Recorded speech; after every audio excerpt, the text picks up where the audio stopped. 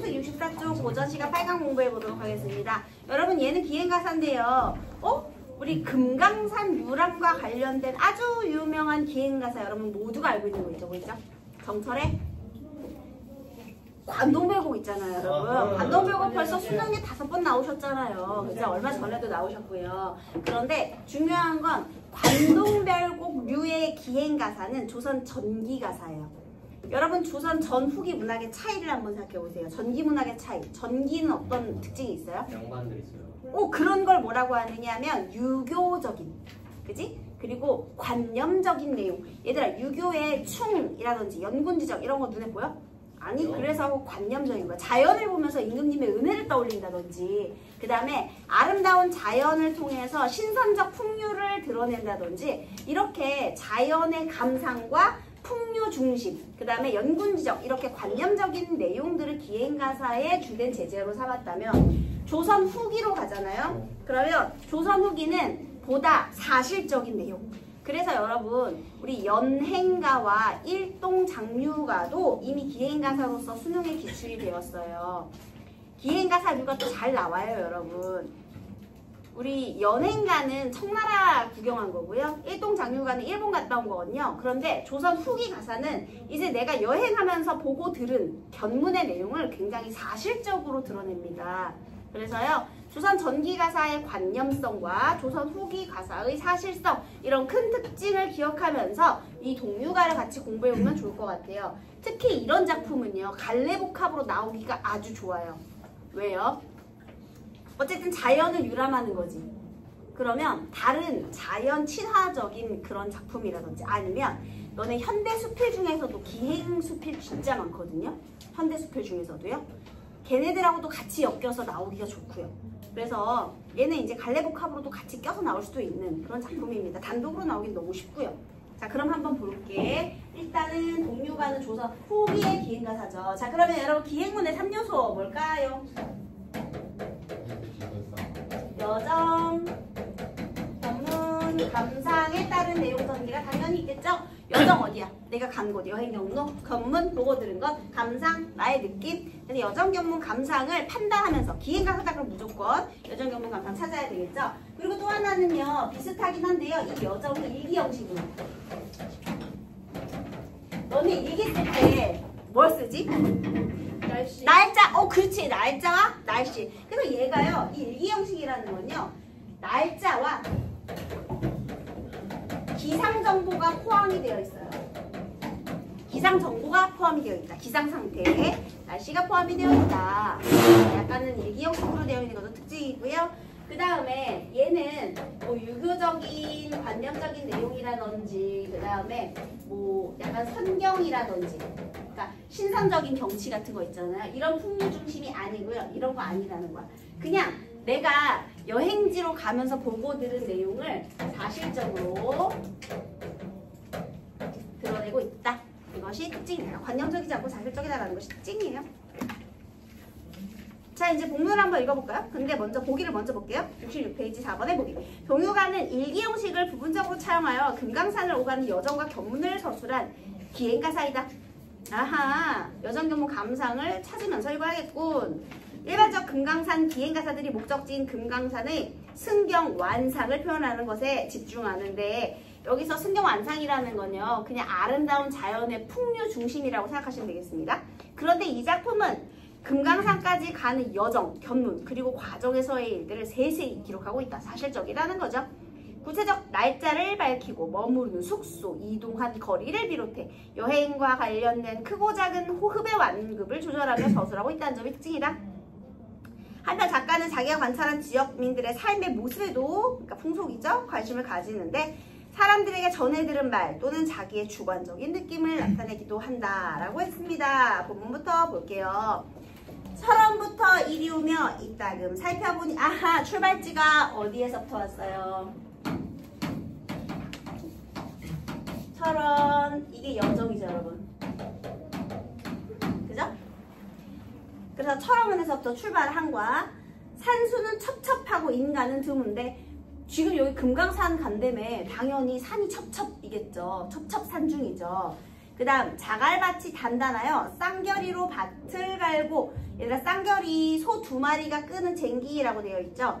당연히 산이니까요 이렇게 토지가 좋진 않을 거 아닙니까. 그래서 논보다는 주로 밭농사를 지을 거예요. 그렇지? 그래서 이렇게 자갈밭이 단단하고 쌍겨리로 밭을 갈아서 이렇게 한대요. 그러니까 농사를 어떻게 짓고 있는지도 설명을 해주고 있네. 그쵸? 그 다음 주막에 기름이 없어 관솔로 불을 밝혔는데, 관솔은요 소나무 송진을 이용해서 불을 밝히는 거예요. 원래는 그런 등유라든지 뭐 이렇게 기름을 써야 될 거 아닙니까? 근데 기름이 없으니까 소나무의 송진도 약간 기름기가 있거든요. 그래서 여기는 산이잖아. 나무가 얼마나 많겠니? 그러니까 불을 밝힐 때도 이렇게 관솔, 소나무 송진을 이용한 불을 쓰는구나 라는 걸 알 수가 있고요. 그러니까 지금 여기서요 그 철원에서요 이동하면서, 여기서 이제 금강산 목적지로 이동하는 과정에서 뭘 보여주고 있는 거야? 이동하는 과정에서 두메산골 어떤 풍습이라든지 아니면 생활 모습 이런 것들을 자세히 드러내고 있죠. 또요 방구석에 흙을 발라 굴뚝처럼 만들고서 아래에 아궁이 내고 불을 빼앗듯 하는구나. 이렇게 주거 환경도 설명하고 있죠. 주거 환경. 갯벌을 베어다가 바다처럼 엮어짜서 채마밭은 채소예요. 채소밭 둘러마가 울타리를 삼았고, 바다처럼 엮었다는 건 이렇게 엮는 거 있잖아요. 이렇게. 그래서 큰 갯버들 큰 이파리 잘라다가 이렇게 해가지고 얘를 울타리 삼고, 그 다음에 읍내와 역점 중에 넉넉하게 사는 집에 얇은 청석 너와 쪽으로 지붕을 덮었는데, 너네 너와 뭔지 알지? 너와. 우리 강원도 지방에 옛날에 막 그런 풍습 배울 때 너와 지붕 이거 배우지 않았어요? 나무로 만든 기와를 너와라고 하죠. 여기 나무가 많으니까 도자기를 굽는 것보다는 이렇게 나무같이 이렇게 생긴 그 나무 지붕을 쓰죠. 자, 어쨌든 너와 기붕을 쓰는 것은 이제 서울에서는 보기 좀 힘든 풍속이니까 얘가 신기하니까 이렇게 얘기한 거야. 그 다음에 일제히 그 다음에 너와로 지붕을 덮었는데 삐져나온 틈 속으로 하늘이 비친다. 왜냐하면 나무가 뒤틀리기도 하고 하니까요. 그러니까 성기게 이렇게 연결되어 있겠죠. 틈이 많구만. 이런 걸 알 수가 있어요. 자, 여기까지는요 지금 그러니까 보고 들은 것, 이런 생활 모습, 이제 여정 견문 감상 중에서 자 이런 것들, 뭐 주거 환경이라든지 이런 것들을 지금 이야기한 거예요. 여기까지는요. 그죠? 그 다음에 아주 깊은 두메산골의 풍속이 수수하여 세간살이 집 꾸밈이 투박하고 힘들어 보인다. 이거는 뭐에 해당이 되죠? 감상. 특히 주관적이죠. 당연히 감상은요. 일단 수수하고요. 풍속이 수수하다. 그 다음에 투박하다. 힘이 들어 보인다. 그러니까 보기에 되게 화려해 보이지 않았다라는 거죠. 좀 살림살이들이 좀 어려워 보였대. 힘들어 보였대요. 이거 본인 느낌이에요. 자, 그래서 이렇게 여정견문 감상에 따라 서술하고 있다는 걸 알 수가 있습니다. 자, 그 다음 초사일 저녁 때 먹구름 끼기에 아까 우리 보기에서 일기형식이라는 말을 해줬죠. 지금 어디예요? 이거죠. 초사일 저녁 때, 이거 시간을 이야기했죠. 구체적인 시간. 그리고 날씨는 뭐야? 흐림이죠. 먹구름이 끼기에 일제히 출발하여 장호고개를 넘어갈 때, 자, 여기서 이제 장호고개를 넘어가요. 그런데 날씨는 뭐라고요? 흐림. 이렇게 일기형식. 거기다가 일기형식이라고 적으세요. 얘도 이제 여정에 해당이 되는데요. 이렇게 구체적인 날짜와 초사일 저녁 때 일기형식을 사용했다는 걸 알 수가 있고요. 장호고개를 넘어갑니다. 이거 여정이죠, 장호고개. 자, 그 다음 길은 굽이지고 돌사다리 험하여서 언덕이 가팔라서 본이 미탈이라는데 한 곡에 넘어서니 또 한 곡에 높구나. 산이 많으니까 이렇게 가기 힘들겠죠. 그 가운데 큰 내가 있고 수십여 간 다리 놓았는데, 간이 그냥 긴이라고 해석하시면 돼요. 수십여 개 여러 가지 긴 다리들이 이렇게 있는 거야, 내가에. 그런데요, 이쪽은 김성이요. 저 편은 회양이네. 아, 저 다리를 넘어가면 뭐다? 회양이다. 구체적인 지명까지 이야기해주고 있죠. 하류 얕은 곳에 거룻배를 메어두고 장마의 다리가 떠내려가면 행인을 건네준다네. 얘들아, 다네라는 표현은요. 뭐뭐 한다고 한다죠, 여러분. 아, 여기서 견문에서요. 지금 장구계를 넘어갈 때 긴 다리들을 보면서요. 그 다음에 이 다리가 무엇과 무엇을 갈라줘? 김성과 회양의 경계가 되고요. 그리고 이 다리는 아마도 장마에 자주 떠내려가나 봐요. 왜냐하면 장마의 다리가 떠내려가면 저 메어둔 거룻배로 행인을 건너갈 수 있게 해준다고 여기에 사는 사람들한테 들은 내용이 있네. 그쵸? 왜냐면 여기 전내준다는 애가 있으니까. 그래서 자 여기에 견문 중에 이제 들은 거 문. 그래서 들은 내용. 장마에는 나룻배 이용. 그러니까 다리가 잘 부서지나 봐. 옛날에 뭐 여기서 뭐 튼튼한 뭐 시멘 이런 거 했겠, 세멘 이런 거 했겠니? 철골 이런 게 어딨어. 그냥 다 나무 엮어가지고 대충 지푸라기를 엮어서 나무 다리 만들었겠지. 그러니까 비가 많이 오면 아마 이제 물살이 거세니까. 왜 물살이 거세냐면 얘들아 산에서부터 내려오잖아. 그러니까 뭐 산사태도 많이 날 수도 있고 아니면은 물살이 경사가 급하니까 또 이렇게 계곡물 불어나듯이 막 불어날 수 있죠. 그래서 나무가 잘 떠내려가나 봅니다. 자 어쨌든 중요한 것은 이렇게 들은 내용까지도 구체적으로 저술하고 있다. 이게 있어요. 자 그 다음에 중야 큰 폭포 맞은편의 바위에 늘어앉아. 자 폭포의 맞은편.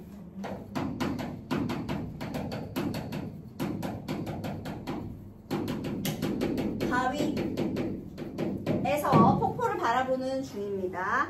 그러네요. 3,000척 떨어지는 물 건너다. 바라보니 자 맞은편에서 바라보는 거죠.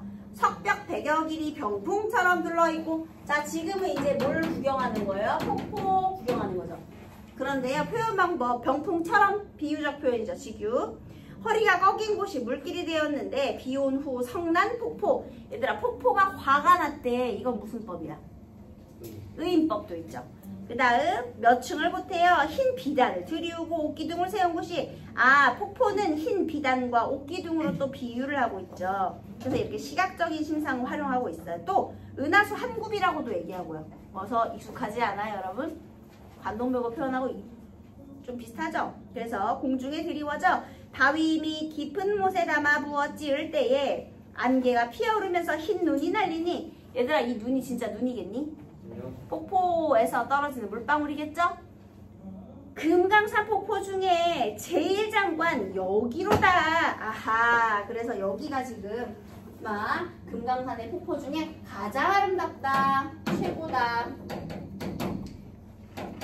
예찬의 태도를 보여주고 있죠. 여기서는 뭐 다양한 비유라든지 직유라든지 아니 뭘까? 은유라든지 의인이라든지 뭐 이런 것들 이렇게 있네요. 그죠? 자 그 다음에 또 그래서 폭포의 장관을 이야기했고요. 또 한참을 구경하고 금강문에 도로 내려와서 아 이번엔 또 여정을 이동했어요. 여기 다시 잘라서 여정 전문 감상. 자 이번에 어디로 왔느냐? 금강문으로 다시 내려와서 남녀를 타고. 남녀가 뭐였어요? 뚜껑이 없는 가마였죠. 신분이 높은 사람이네. 남녀를 타고 절에와 점심을 먹은 후에 만물초 가는 길이. 이 만물초가 만물상이라고 불리는 그 금강산 가는 길목에 굉장히 다양한 바위 같은 모습들이 막 이렇게 있거든요. 그래서 이쪽 지역이 다 융기에서 만들어진 지역이잖아요. 그래서 바위가 되게 좀 이렇게 기암 개석들이 굉장히 많은가 봐요. 그래서 다양한 바위의 모습을 볼 수 있는 그런 길인데요. 어쨌든 만물초 가는 길이 온정을 지난다기에 극락고개 넘어서 오리 남짓을 가니. 자 그래서 여기 금강문 내려와서 또 어디로 갔어? 극락고개. 지나갔죠. 이게 여정이에요. 극락궁에 넘어가서 오리남직하니 어머 너무 구체적이다. 너무 사실적이죠. 이렇게 구체적인 길이까지 제시하고 있어요. 내가 얼마를 갔는지 수치가 구체적이죠. 주막집 바로 옆에 우물집 지었길래 문 열고 구경하니 자 견문 우물집을 구경하고 있어요. 우물집은 뭐냐면요. 우물에 이렇게 집처럼 지붕 달아놓은 거예요. 그 다음에 문 열고 구경하니 상하탕이 놓였는데 두 군데 똑같이 넓적한 솔로 네모지게 작고 물빛은 흐릿하고 미지근하다 하네. 보슬 이거서 미지근하다 하네. 이것도 뭐예요? 전에 들은 내용이겠죠. 그 다음 보슬비가 계속 내려 주막에서 머물고 여기서 또 주막에서 이거 본다. 우물집 구경하고요. 그 다음에 주막에서 머무는데요. 여기도 일기 상태가 있죠. 보슬비. 기상 상태가 제시되어 있어요. 21일 조반 후에 이거 봐 날짜도 21일 조반 아침 먹고 날 흐리고 안개 덮였는데 만물초를 구경하려고 준비하고 내려가니 지로승과 주막주인 붙들고 만료하길. 자, 그 다음은요 어디를 가려고 했냐면요 만물초를 구경하러 가려고 했거든요. 가려고 했는데 중요한 것은 만물초 가는 길이 왕복 70리요. 맑은 날에도 구름 끼면 못 보는데 하물며 비 오는 날은 지척 가까운 곳도 분간을 못하니 미끄러운 돌사다리 1010만 고 올라가서 산빛만 겨우 보면 분하지 않겠는가. 어머나 여기 만물초부터 않겠는가까지는요 주막 주인의 말을 뭐 한 거예요? 인용한 건데 그대로. 그쵸? 지금 거기 묶으세요 여러분. 만물초 가는 길이부터 분하지 않겠는가까지. 그래서 내가 여기를 가려고 했는데 안 갔어. 왜? 주막 주인이 만류해가지고 안 간 거야. 그리고 말을 인용했어요. 들어보니 그럴듯하고 일행들도 옳다고 여겨 복매산에 다시 올 약속을 만물초에 남겨놓고 행장을 다시 차려 총석으로 향할 때 그래서 그냥 만류로 다음을 기약했고요. 안 간 거야. 자, 그 다음에 이제 총석정으로 향하는 다음 여정을 제시했죠. 그래서 금강 내외산을 이곳에서 작별하니 12,000 봉우리가 눈앞에 또렷하다. 금강산 여정은 여기서 마치고요. 총석정은 어디로 가야 되냐면 저기 동해 바다로 가야 돼요 이제. 그래서 여기서 이제 금강산 여정이 끝난 거야. 이제부터는 이제 동해 바다로 가야 되겠죠. 그래서 자 이렇게 금강산 여행을 여정견문 감상과 일기를 통해서 드러내고 있는 작품이 되겠습니다. 1번 윗글에 대한 설명으로 가장 적절한 것은 1번 이동에 따라 만나는 경관을 보고 이건 괜찮네. 점차 심화되는 정서. 무슨 정서가 심화됐죠? 하나의 정서가 점점점 심해지는 게 아니고 그냥 그때그때 느낀 점 말하기 때문에 정서가 심화됐다 땡. 여행지에서 경험한 자연의 모습으로부터 인간사의 깨달음 유추 땡. 그런 거 없잖아. 인생 무상이라든가 뭐 이런 거 없어요. 기상 상황에 대한 정보를 제시하여 여행 계획이 변하게 된 이유. 여기 있죠. 만물초 가려다 안 갔잖아. 비가 와서. 정답 3번이고요. 시간의 선후관계를 중심으로 공간과 관련된 화자의 긍정적 경험. 공간과 관련된 긍정적 경험이 시간의 선후관계랑 연결되면 과거에는 어땠는데 현재는 어땠다 이런 게 있어야 되는데 그런 거 없죠. 그냥 시간 순서에 따라 여정에 따라 전개되고 있어요. 특정 지역에 대한 객관적 정보를 바탕으로 풍속을 높이 평가하고 있다. 아니죠. 아까 개인적으로 난 이거 투박하고 또 이렇게 힘들어 보인다 라고 했죠. 전혀 아닙니다. 2번 A, B 서술상의 특징 되겠는데요. A는 B와 달리 공간 이동에 따라 경물의 모습이 구체화되고 있다. 여러분 A 부분은요. 지금 이거거든요. 맞은편에서 폭포를 바라보는 장면이에요. 근데 공간이 이동하지 않았어요. A 부분이 땡. A는 B와 달리 관찰한 대상에 대한 주관적인 평가를 드러내고 있다. A는 주관적인 평가 최고다. 있고요. 그 다음에 금강산 폭포 중에 제일 정한 여기부터가 있었는데요. B는 보면은요. 여기는 그냥 우리가 만물초를 구경하려고 갔는데 주막 주인이 붙들고 말했잖아요. 그래서 관찰을 안 했거든요. 그러면 B와 달리가 맞죠. 얘는 관찰 안 했잖아. 안 가게 됐잖아. 그러니까 얘와는 달리 관찰한 대상에 대한 주관적 평가 맞죠? 그래서 맞는 소리. 그 다음 3번 A는 B와 달리 직접 들은 말을 인용하여 실감나게 아니 B와 달리 벌써 B에 직접 들은 말이 있고요. 그치? 그 다음에 A에는 또 들은 말 인용이 없고요. 그게 완전 틀렸습니다. 그 다음 B는 A와 달리 경험과 상상을 바탕으로 상상 없어요. 그 다음에 B는 구체적 수치를 제시하여 화자가 이동한 거리를 사실적으로 제시하고 있다. 여기 B의 이동한 거리가 없어요. 70여리라는 것은요. 그만큼 되는데 이동하지 않았지. 그런데 네가 그렇게 힘들게 멀리 가봤자 비와서 안 보일걸 이라는 말이었지. 그래서 왕복 70리라는 거 왔다 갔다 한 이동한 거리가 아니기 때문에 틀렸죠. 이동한 거리가 아니라서 그래요.